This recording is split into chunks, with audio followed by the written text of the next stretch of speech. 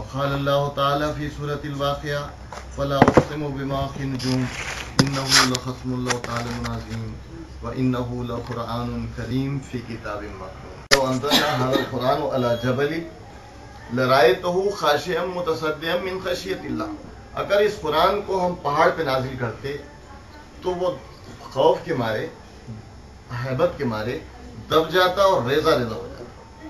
یہ اللہ کا کلام، یہ اتنا پرتاثیر قرآن ہے، اتنا پرتاثیر قرآن۔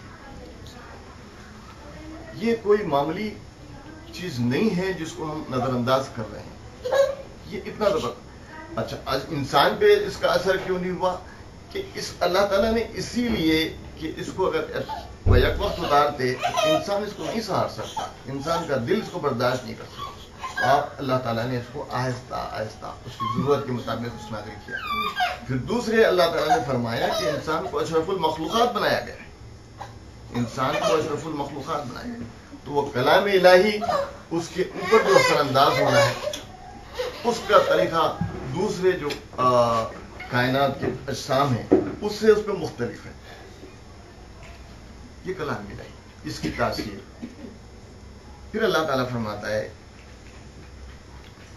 اب یہ جو اللہ نے فرمایا کہ اس قرآن کو ہم پہاڑ پہ اتارتے تو ریزہ ریزہ ہو جاتا، اس کی مثال ایک ہم دوسری جگہ سے ملتی ہے کہ موسیٰ علیہ السلام کو اللہ تعالیٰ نے فرمایا کوہ طور پہ آ جائیں، وہاں پہ ہم تمہیں توریت دیں، توریت میں کوہ طور پہ یہ گئے۔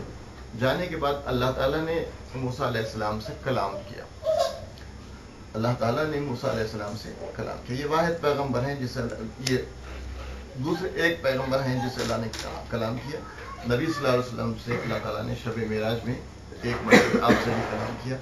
باقی اوقات تو نبی صلی اللہ علیہ وسلم پہ جو وحی آئی ہے وہ جبرائیل علیہ السلام۔ تو موسیٰ علیہ السلام کو جو توریت ملی ہے یا جو احکام ملے ہیں، اللہ تعالیٰ ان سے ڈائریکٹ کلام کرتا، خود بات ہوتی۔ جبریل علیہ السلام کے ذریعے ان کے پاس وحی نہیں آتی تھی، بلکہ اللہ تعالیٰ خود ان سے کلام کرتا۔ اس کی وجوہات ہیں جیسے میں نے اس کو سمجھا۔ تو جب ان سے کلام کرنے کا اللہ تعالیٰ نے کلام کیا تو آپ کو شوق پیدا ہوا کہ میں دیکھوں، اللہ انسان ہے، ایک شوق۔ انہوں نے فوری گزارش کی کہ پروردگار میں آپ کو دیکھنا چاہتا ہوں، مجھے اپنا نظارہ کر۔ تو اللہ تعالیٰ نے فرمایا تم مجھے نہیں دیکھ سکتے، اے موسیٰ تم مجھے نہیں دیکھ سکتے، تم اس پہاڑ کو جو تمہارے دوسرے طرف ہے اس کے اوپر ہم اپنی تجلی نازل کرتے ہیں، صرف ہم اپنی تجلی نازل کرتے ہیں، وہ دب جائے گا، ریزہ ریزہ ہو جائے گا۔ تو جب اللہ تعالیٰ نے اس پہاڑ پہ اپنی تجلی نازل کی، وہ پہاڑ دوسرا تھا، موسیٰ علیہ السلام دوسرے پہاڑ پہ تھے، وہ پہاڑ ریزہ ریزہ ہو گیا، موسیٰ علیہ السلام بے ہوش ہو گئے۔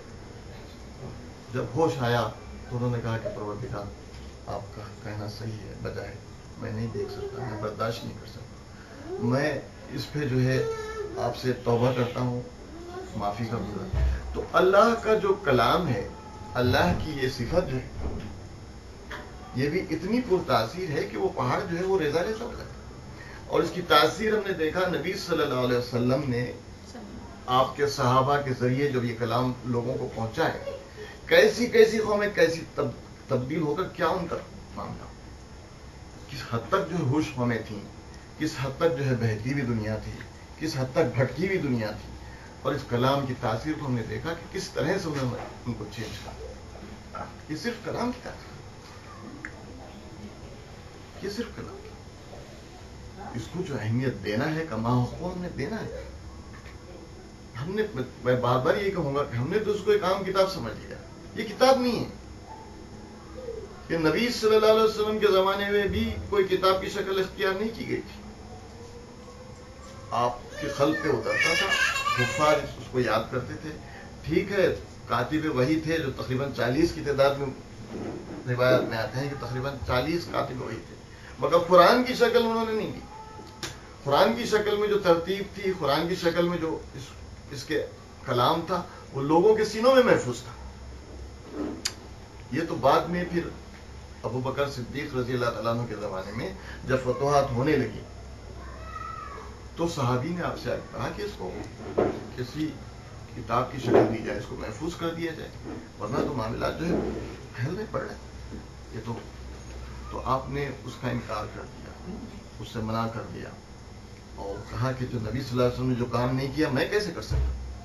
تو مانا یہ کہ یہ کتاب تو شکل بعد میں بنی ہے، نبی صلی اللہ علیہ وسلم کے دور میں بھی کتاب، یہ تو اللہ کے احکام ہے جو دل پہ اثر کرنا چاہیے، اثر رکھنا چاہیے، یہ دل پہ نازل، اس کا نزول جو ہے قلبی ہے.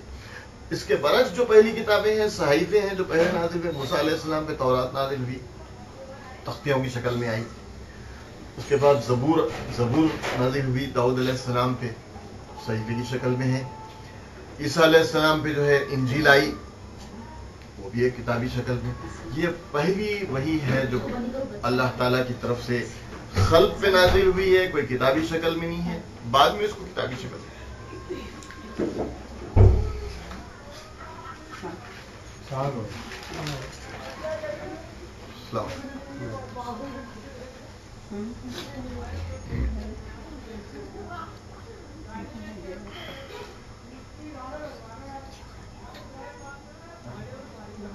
پھر اللہ تعالیٰ فرماتا ہے کہ جو اوپر میں نے آیت پڑھی کہ وَإِنَّهُ لَأُمِّ فِي أُمِّ الْكِتَابِ، اللہ تعالیٰ نے فرمایا یہ تو ہمارے پاس کتاب میں ہے.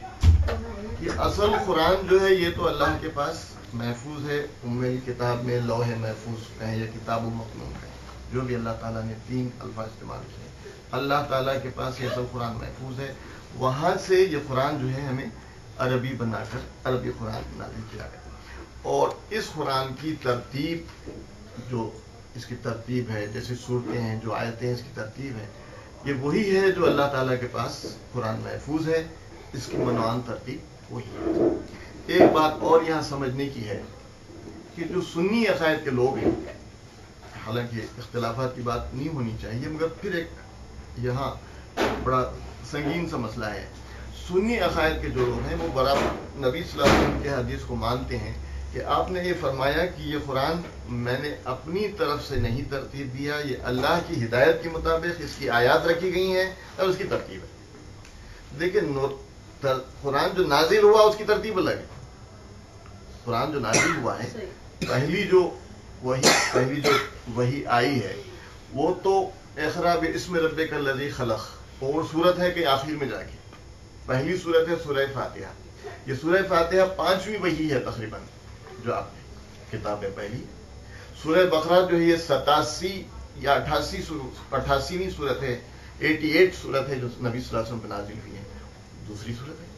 تو قرآن کی ترتیب الگ ہے اور نازل جو ہوا قرآن اس کی ترتیب الگ ہے. وہاں پہ آخری وحی آئی ہے، آخری وحی جو نبی صلی اللہ علیہ وسلم پہ آئی ہے وہ 5ویں صورت میں محفوظ ہے، سورہ مائدہ میں. الیوم اکملت لکم دینکم واتممت علیکم نعمتی ورضیت لکم بالاسلام دینا. اللہ تعالیٰ نے یہ آخری وحی نازل فرمائی کہ آج تمہارا دین مکمل ہو گیا، میں نے اپنی نعمت تم پہ پوری کر لی. الیوم اکملت لکم دینکم واتممت علیکم نعمتی، میں نے آج تمام کر دی تمہارے کرنے، اور رضیت لکم بالاسلام دینا، اور اس دین اسلام سے میں تمہارے راضی ہوں، میں نے تمہیں دین اسلام عطا کیا. تو یہ ترتیب الگ ہے. اب جو سنی لوگ ہیں وہ اس کو مانتے ہیں کہ جی یہ قرآن جو ہے وہ اسی ترتیب سے ہے جیسے اللہ نے حکم دیا ہے اور اللہ کے حکم کے مطابق. شیعہ حضرات کہتے ہیں کہ نہیں، اس کی ترتیب نزولی الگ ہے. اچھا، ترتیب نزولی کا کسی کو پتہ نہیں کہ کون سی آیت کب نازل ہوئی، نہ قرآن میں کہیں بتایا گیا. قرآن میں تو یہ ہے کہ مکی صورتیں ہیں اور مدنی صورتیں ہیں، مکی صورتیں ہیں اور مدنی. تقریباً 87 صورتیں ہیں جو مکی ہیں اور 27 صورتیں ہیں جو مدنی ہیں، یعنی مدنی دور میں وہ نازل ہوئی. اب ترتیب ان کی جو ہے وہ قرآن میں الگ ہے، نزولی ترتیب ہے. اب کسی کو یہ نہیں پتا یہ مدنی جو صورتیں ہیں اس میں ان کی